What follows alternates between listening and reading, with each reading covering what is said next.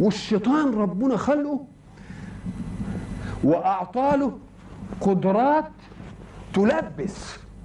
لماذا؟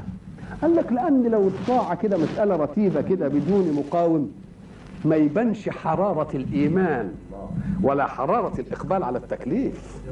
إنما لما يوجد شيء يغري ويلح ومع ذلك أنت صامت يبقى هو ده الإيمان. يبقى إذا دي فكرة وجود الشيطان. ولا واحد يقول لك طب الشيطان ده بس ربنا بعته لنا إيه؟ الله أمال إزاي؟ ما تجيش أبدا الحركة الاختيارية والحركة العبادية والحركة التكليفية ما تجيش فترة أبدا، لازم فيها نشوف أنت زي ما بنحاول إننا نيجي مثلا لموظف ونغريه برشوة مثلا.